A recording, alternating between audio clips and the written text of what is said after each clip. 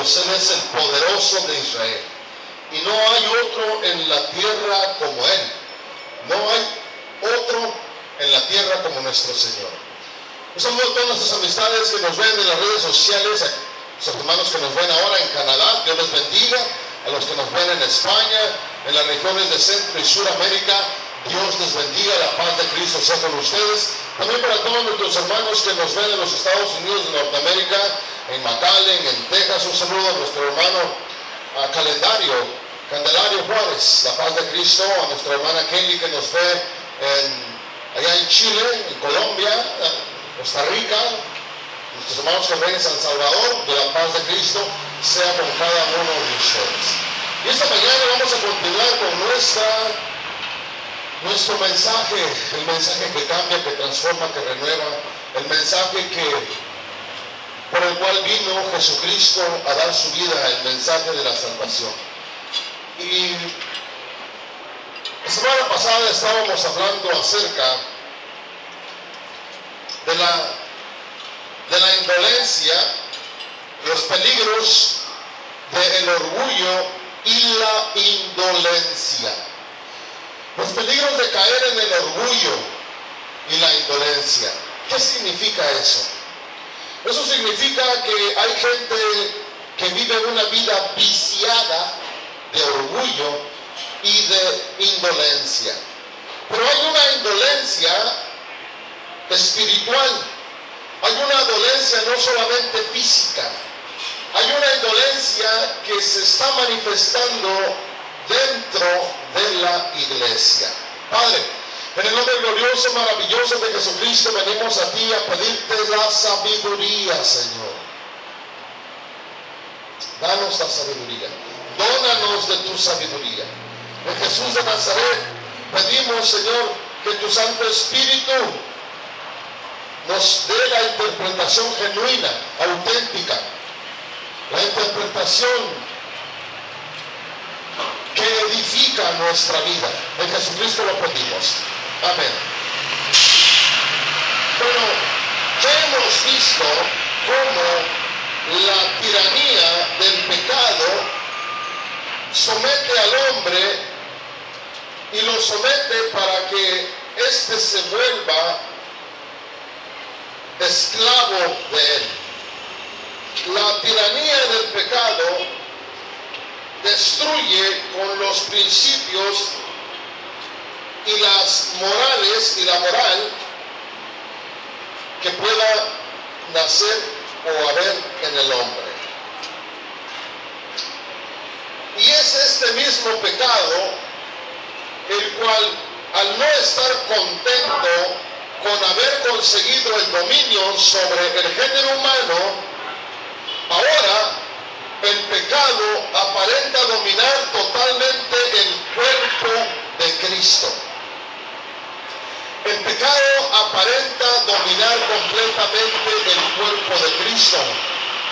Para nosotros los que estamos en el camino, para nosotros los que hemos sido llamados a la regeneración, sabemos que el cuerpo de Cristo es la iglesia. Y que el pecado, así como nos destruyó en el cuerpo carnal, así como nos sobajó, nos oprimió, nos esclavizó y nos trajo a ruina, así también este mismo pecado intenta sobajar al cuerpo de Cristo, que es la iglesia. Debemos de considerar si la iglesia ha perdido la libertad que tenía, la libertad con la cual esta fue revestida, pues Jesús dice: y conoceré la verdad y la verdad te hará libre. Y la iglesia, por naturaleza espiritual, es libre.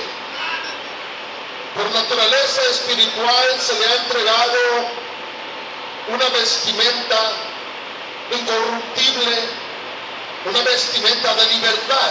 En Cristo tenemos libertad. Y si habláramos de la libertad, tendríamos muchas predicaciones que hacer. Gracias, hermano. Ahora, pero Debemos de considerar si la iglesia ha perdido la libertad que le fue otorgada, o si aún queda en ella algún síntoma o algún seña de esa libertad que ella tenía. Y si aún queda seña o síntomas de libertad en la iglesia, ¿hasta dónde alcanza esa libertad? ¿Qué podemos hacer con esa libertad? ¿Qué podemos lograr con esa libertad? ¿Para qué la utilizaremos? Segunda de Corintios, capítulo 13, versículo 11, dice estas palabras: por lo demás, hermanos, regocijaos, sed perfectos, confortaos. Escuche bien lo que dice: sed perfectos, confortaos, sed de un mismo sentir, vivan en paz, y Dios de amor y paz será con vosotros, y el Dios de amor y paz estará con ustedes. Sean perfectos. Es decir, que la iglesia, al ser vestida con libertad, la libertad trae perfección. La libertad en sus perímetros, en los perímetros de la libertad hay un espacio para la perfección. Hay un lugar para la perfección. Aun cuando muchos hermanos se niegan a aceptar esa perfección, se niegan, la rechazan por completo, y es ahí en ese rechazo que el hombre cae en la indiferencia, cae en esa indolencia. El hombre voluntariamente cae en ese orgullo, en el orgullo de sentirse completamente imperfecto y quedarse así, que es lo peor. Pero para alcanzar más fácilmente la verdad de esta pregunta que hicimos, hasta dónde llega la libertad que hay en la iglesia, debemos poner un blanco en el cual concentrar todas nuestras disputas, todos nuestros argumentos, todas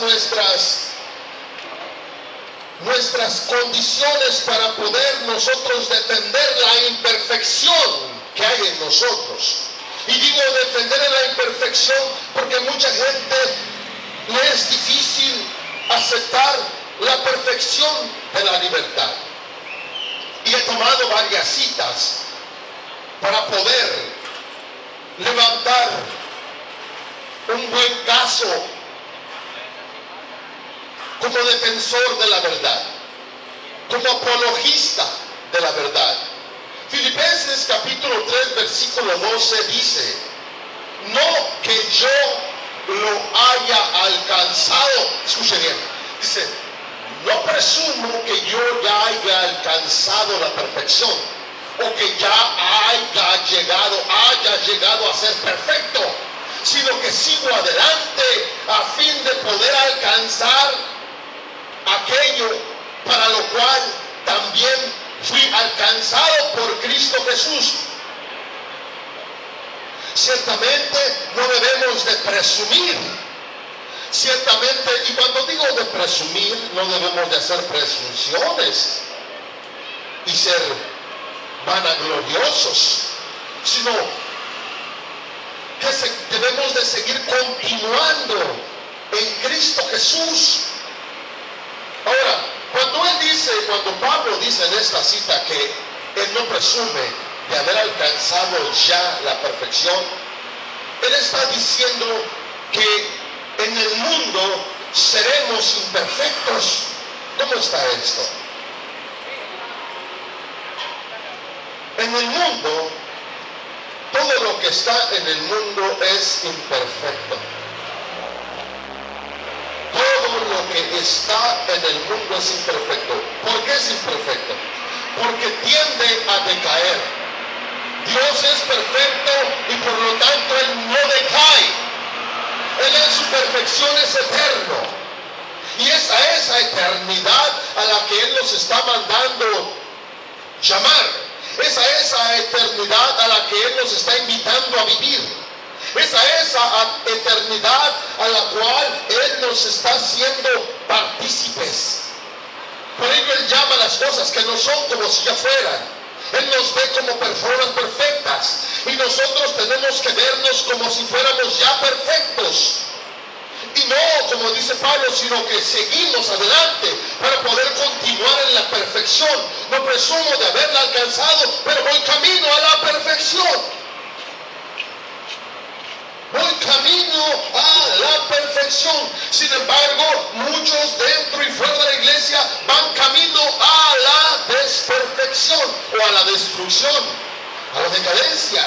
El mundo siempre va a vernos, un cristiano mundano siempre va a vernos imperfectos. Él siempre se va a apoyar en su imperfección. Filipenses 3:15 dice: así que todos los que somos perfectos tengamos esta misma actitud. ¿Cuál actitud? La actitud de conducirnos en perfección. La actitud de conducirnos como personas perfectas, como personas en donde Jesucristo mora.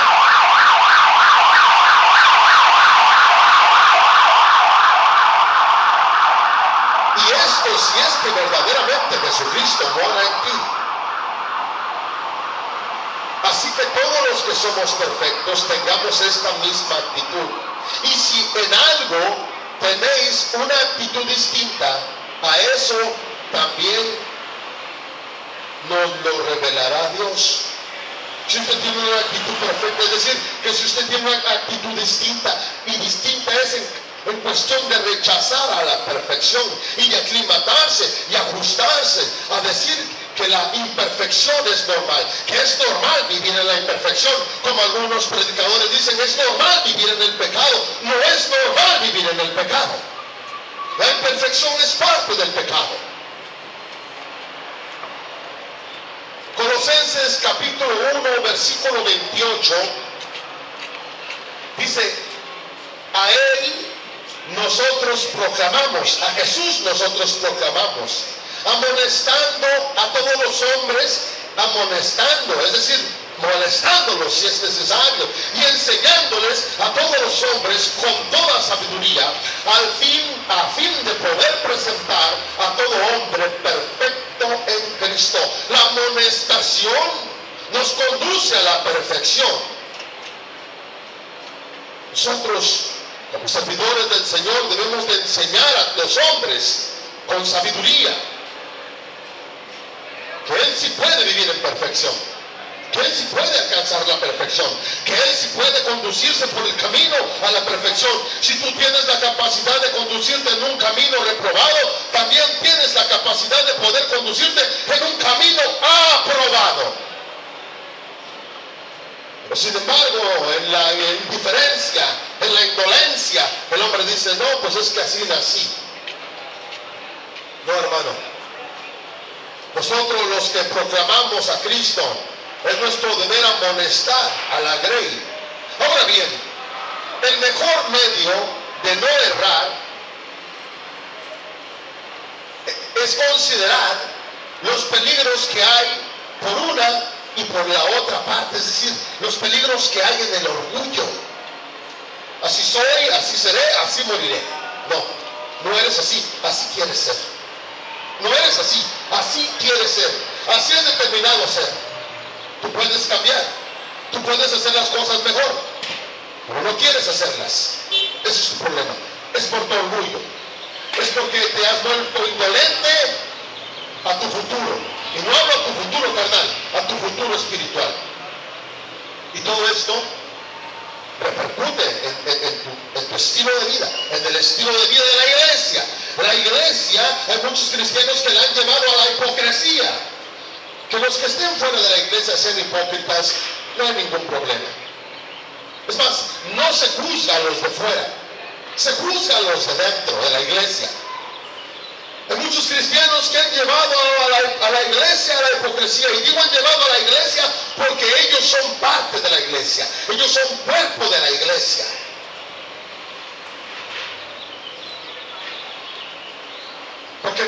¿Por qué sucede esto? Porque no hemos considerado los peligros que hay en el orgullo y la indolencia. Cuando un hombre es privado de toda rectitud, luego toma de ello ocasión para la indolencia. Es decir, que cuando a un hombre no se le reprende, no se le exhorta, no se le redarguye, no se le corrige, entonces ese hombre toma lugar, queda privado de esa corrección y él facilita o fácilmente no toma el camino de la rectitud y se entrega a la indolencia, porque cuando se dice al hombre que por sí mismo no puede hacer bien alguno, debemos de hacerle entender al hombre, a la humanidad, a la carne, que él por sí solo no puede hacer ningún tipo de bien. Para que un hombre pueda hacer algo bueno, primero necesita tener una relación con Jesucristo. El hecho de que tú mandes a tu familia a la mejor restaurante, a la mejor escuela, no quiere decir que estás haciendo algo bueno. Es tu deber. Es mi deber como padre hacer algo bueno por mis hijos. Pero verdaderamente hacer algo bueno es salir a la calle y predicarle a la gente la verdad. Eso es hacer algo bueno. Hacer algo bueno dentro de la iglesia es reprender al que está haciendo mal. Es echar fuera al desobediente, al que se le amonestó 2 o 3 veces. Echarlo fuera.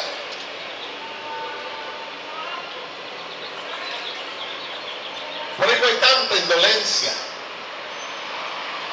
No nos duele lo que dice la palabra de Dios. Ahora el hombre no puede hacer nada bueno por sí mismo. Y cuando el hombre se convence de que no puede hacer nada por sí mismo, deja de aplicarse a conseguirlo. Deja de insistir en conseguir hacer algo bueno. O como si fuera algo que ya no tiene nada de qué ver con él. Bueno, yo no puedo hacer nada bueno, ya, y me voy a quedar imperfecto. No, tienes que buscar. Tienes que buscar más la sabiduría. Tienes que entregarte a buscar la sabiduría. Tienes que esforzarte. Por eso dice la Escritura: esfuérzate y sé valiente. Esfuérzate y tú vas a poder hacer cosas grandes. Como Jesús dijo: cosas grandes harán ustedes. Cosas más grandes que las que yo he hecho. Cosas más grandes que las que Él ha hecho. No nos podemos comparar con Él, pero Él nos da el incentivo.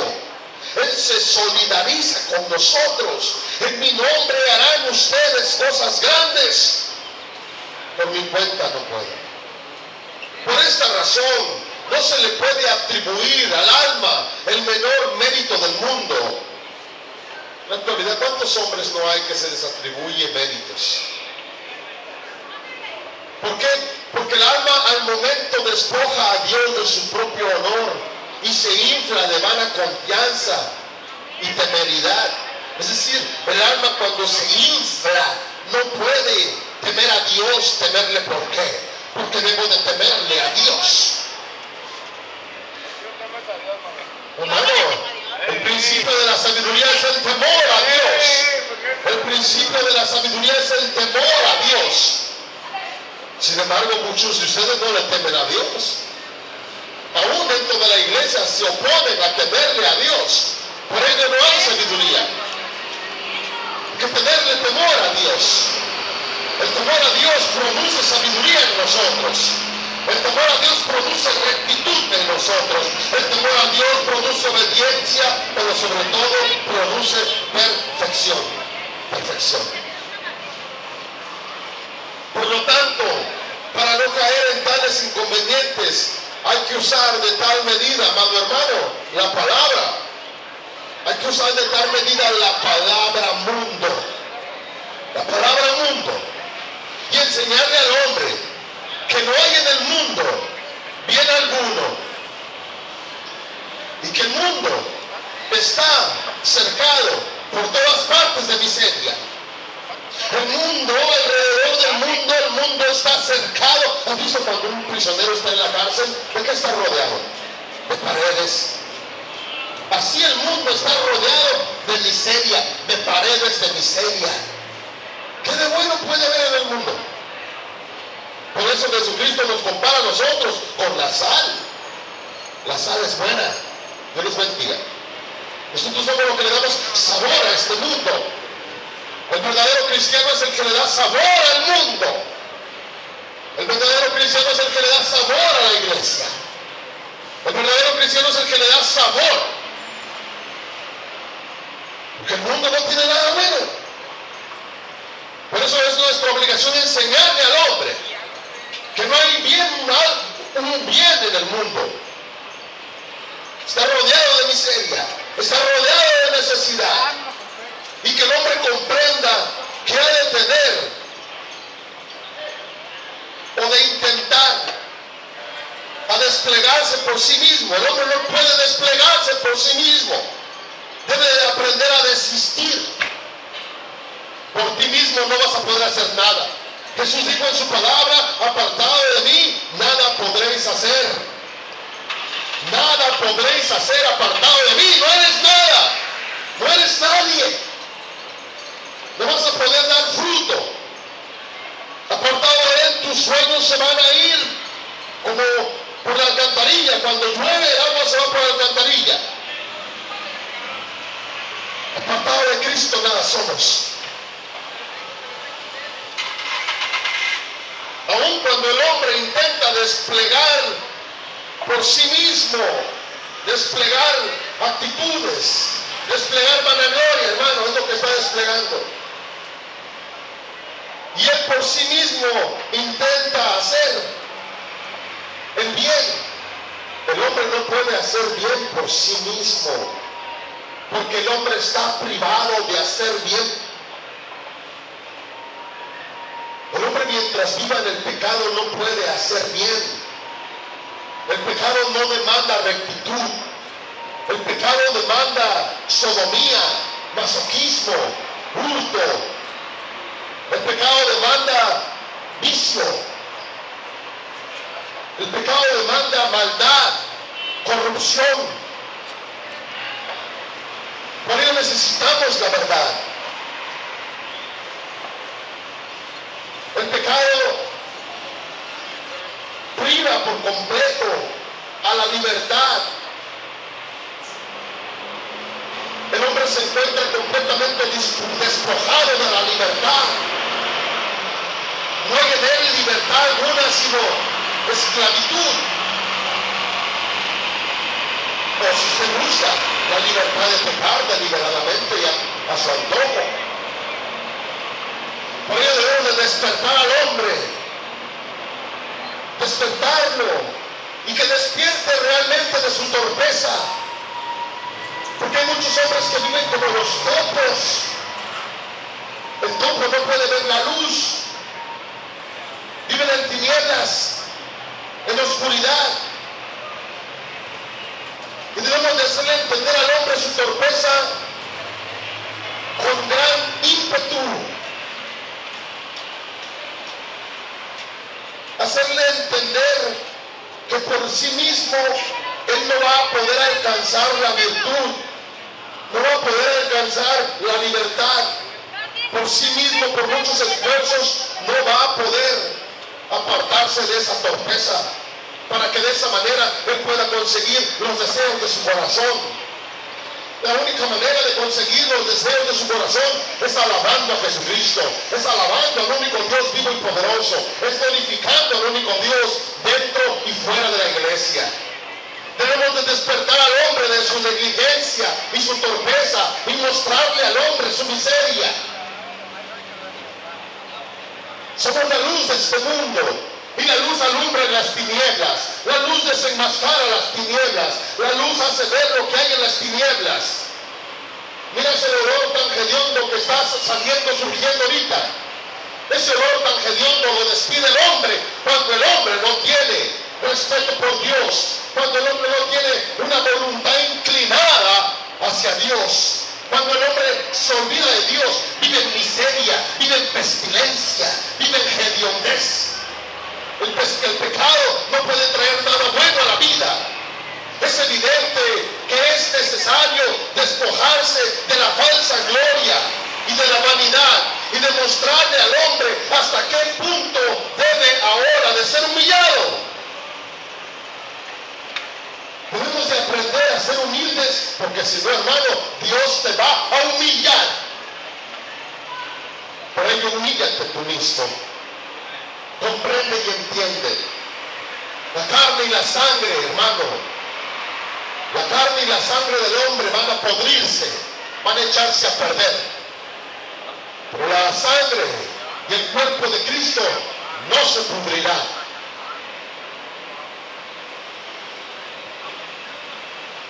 Es mi deber demostrarte esa miseria.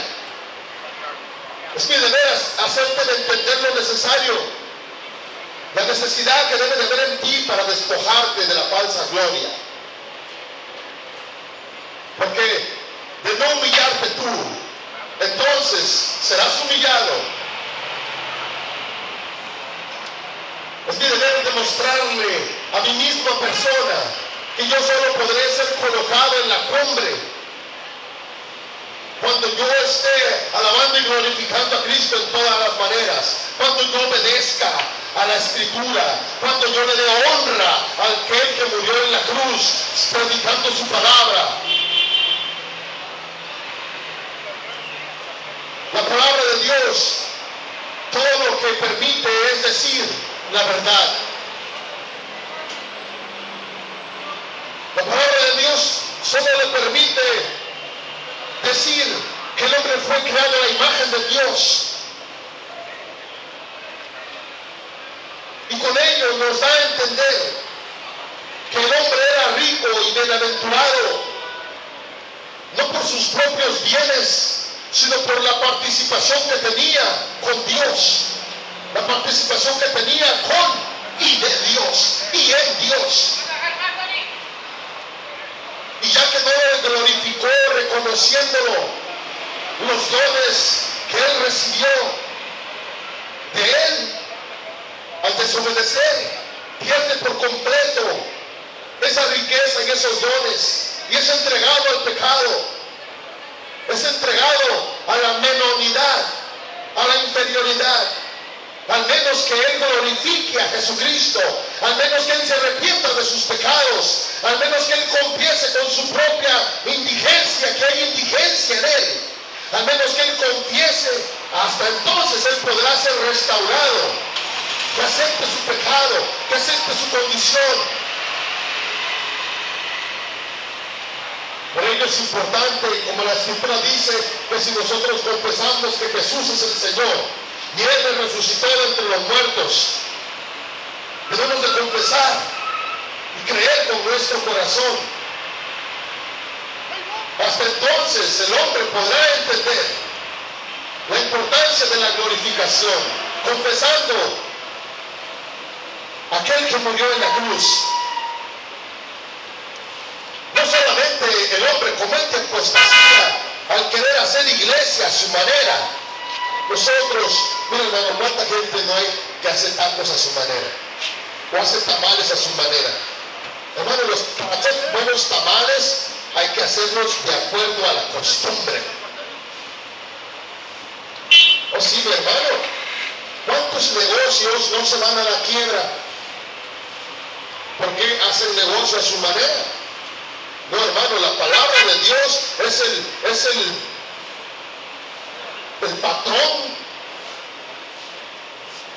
de conducta, es el prototipo para poder hacer buena iglesia. La palabra de Dios nos conduce a hacer buena iglesia, hermano, no hacer iglesia a nuestra manera. Bueno, es que aquí así hacemos las cosas. ¿Y qué hay de la palabra de Dios?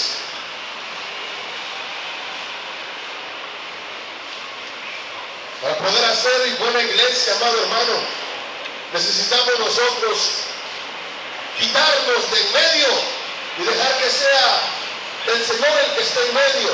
Pero muchos hacen la iglesia a su manera, quitando a Dios lo que es suyo, sino que también nos arruinan y destruyen a nosotros mismos y a ellos mismos. Al hacer iglesia a tu manera. Muchos de ustedes dicen, yo amo a Dios a mi manera, yo tengo a Dios a mi manera, yo le amo a Dios a mi manera, yo glorifico a Dios a mi manera. y que la manera que está escrita en la Biblia, ¿a dónde queda? Para eso vino Jesucristo a morir en la tierra, para que vivas tú a tu manera. Para eso vino Jesucristo a derramar su sangre, a ser coronado con una corona de espinas, para que tú interpretes la iglesia a tu manera. Para ello vino Jesucristo a dar su vida, para que nosotros egoístamente a nuestra manera vivamos y le glorifiquemos. Aun cuando hay ciertas personas, amado hermano, las cuales de ninguna manera pueden sufrir que la potencia del hombre sea confundida y destruida. Hay hombres que no aceptan. No le hables así a los hombres, ellos no van a entender. No los molestes, no los incomodes de su pecado. Satanás, hermano, a él no le gusta incomodar a nadie cuando está pecando. ¿Cuántos criminales no se salen con la suya? ¿Cuántos criminales no se salen con la suya? ¿Por qué? Porque son buenos para el crimen.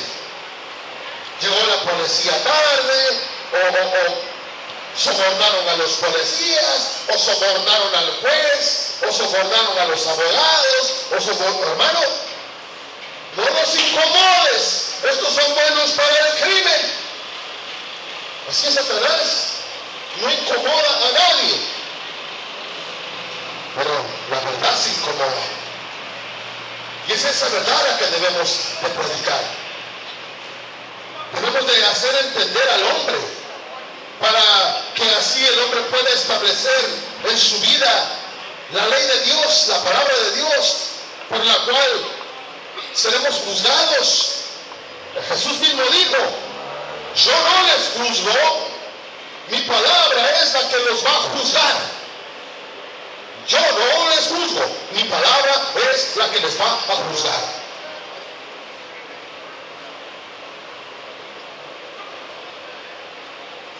Tenemos que entender que la exhortación no es inútil, sino es útil.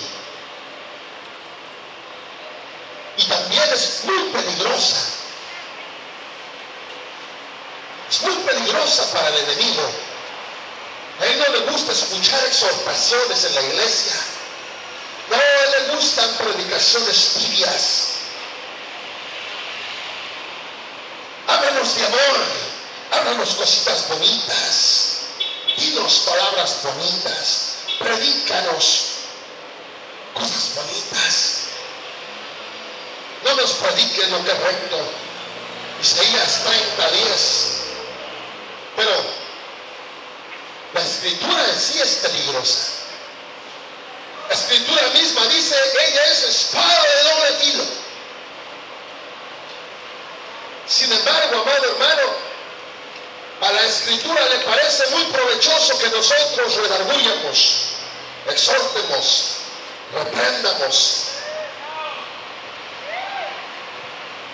La palabra le parece, amado hermano, muy provechoso eso,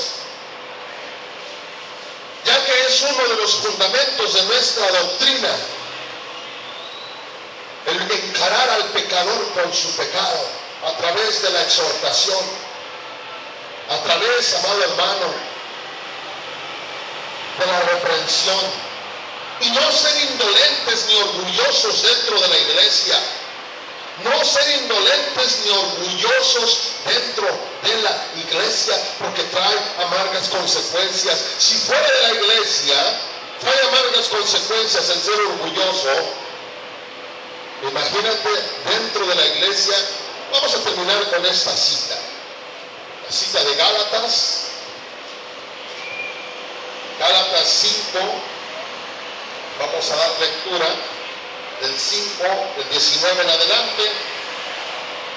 Pero ahora bien, las obras de la carne son evidentes, las cuales son inmoralidad, impureza, es decir, imperfección, sensualidad, idolatría, hechicería, enemistades. ¿Por qué vienen las enemistades? Pleitos, celos, enojos, rivalidades, disensiones, sectarismos, envidias, borracheras, orgías y cosas semejantes, contra las cuales les advierto, como ya lo he hecho antes, que los que practican tales cosas no heredarán el reino de Dios.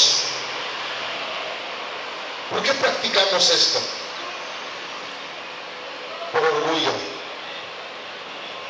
Por orgullo. Mucha gente no pide perdón por orgullo. Mucha gente no sabe dar las gracias. No es orgullosa. ¿Por qué le voy a dar gracias a Dios? Porque eres orgulloso, por eso no le das gracias a Dios. El orgullo es destructor. El orgullo es parte de la vanidad. El orgullo, amado hermano, Dios ve de lejos al orgulloso. Dios ve de lejos al orgulloso. Por eso hoy que hay vida, arrepiente de tus pecados y examínate si en ti hay indolencia y si en ti hay orgullo. Sed perfectos. Nuestro llamado es a ser perfectos, no imperfectos. Nuestro llamado es a hacer la voluntad de Dios, no hacer nuestra voluntad. Así que los que somos perfectos tengamos esta misma actitud. Y si en algo tenéis una actitud distinta, a eso también nos revelará el Señor. Padre, en el nombre de Cristo, hemos orado tu palabra, Señor. Exhórtanos, edifica en nosotros, edifica tu iglesia, Señor. Queremos presentar esta iglesia sin arruga ni mancha. Queremos presentar esta iglesia perfecta, Señor, como tu palabra dice, Señor, que nosotros te presentaremos a otros hombres perfectos. La Escritura dice, Señor, que nosotros, amonestando a los hombres, les enseñaremos a ellos sabiduría a través de la amonestación, a fin de podernos presentar como perfectos frente a ti cuando estén aquí, porque todo lo podemos en Cristo que nos fortalece. ¡Viva México para Cristo! ¡Viva México para Cristo! ¡Viva México para Cristo! Te habló tu hermano y amigo Manuel Muñoz. Así es, amado hermano, Jesucristo se encuentra cambiando la vida de los hombres, cambiando la vida de todo aquel que quiere.